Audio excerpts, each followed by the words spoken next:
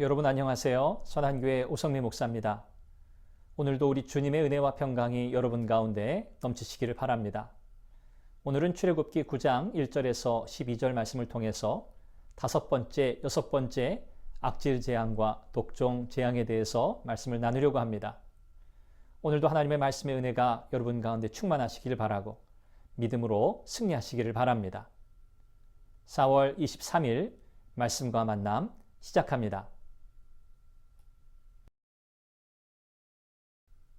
계속되는 재앙으로 바로의 마음은 더욱더 완악해져 갔습니다.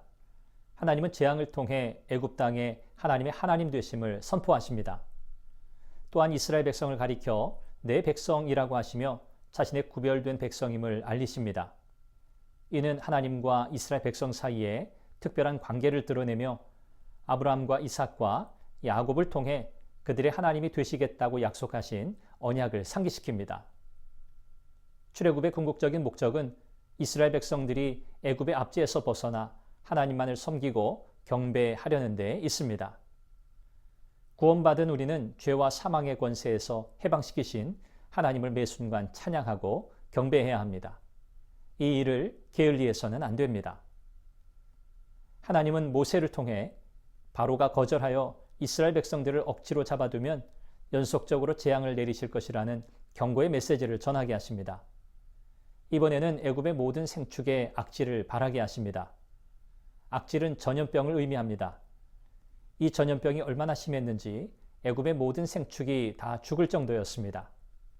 다신교 사회의 애굽인에게 생축은 재산이자 숭배의 대상이었습니다. 하나님께서 애굽인들의 생축을 악질로 죽게 만드신 것은 그들에게 경제적인 손실을 안겨줌과 동시에 그들이 섬기고 있는 우상의 실상을 일깨워 주시기 위함이었습니다. 곧 애굽의 우상들이 얼마나 허무한 것인가를 증명하고 모든 피조물의 생사를 하나님께서 완전히 지배하고 있음을 증명하는 것이었습니다. 하나님께서 치시면 우리가 가진 모든 것은 쓸모없는 것이 되어버립니다. 악질 재앙을 예고하신 하나님은 내일 행하리라고 하시고 말씀하신 것을 그대로 이루셨습니다. 애굽의 모든 생축은 처참하게 죽어갔지만 이스라엘 백성들에게 속한 생축은 단 한 마리도 피해가 없었습니다. 하나님께서 하나님의 택한 백성이 상하지 않도록 지키고 보호하심을 보여줍니다. 악질 재앙에도 불구하고 바로는 여전히 완강했습니다. 하나님의 능력으로 된 재앙을 직접 확인했지만 겸손하게 회개하거나 하나님의 능력을 인정하지 않았습니다. 오히려 더 완악해지고 강팍해졌습니다. 영적으로 사단의 종노릇하는 자들의 모습이 이와 같습니다. 하나님은 이번에는 벽돌 굽는 가마의 재를 양 손바닥 가득 취하여 하늘로 날리라고 하십니다. 그 재가 애굽 온 땅에 티끌이 되어 애굽 온 땅의 사람과 짐승에게 붙어서 독종이 되게 하십니다. 아무리 많은 양의 재를 손에 담아 날린다고 해도 애굽 전역을 덮을 수는 없습니다. 이는 불가능을 가능하게 하시는 하나님의 초자연적인 능력을 보여줍니다. 독종 재앙은 다른 재앙과는 달리 아무런 경고도 없이 내려졌습니다. 원문을 직역하면 종양과 수포들입니다. 여기서 종양은 불에 댄 흔적을, 수포는 피부에 염증을 일으키는 농포를 뜻합니다.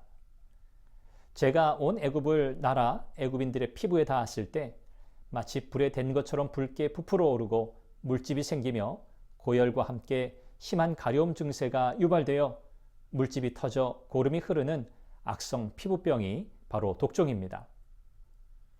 당시 애굽의 술객들도 독종으로 심한 고통을 겪었으며 하나님의 전능하신 능력 앞에서는 그들은 아무것도 할 수 없었습니다. 바로는 이 모든 일을 보고도 오히려 마음이 강팍해졌습니다. 하나님께서 바로의 마음을 강팍해 하셨다는 것은 강압적으로 개입하셨다는 뜻이 아닙니다.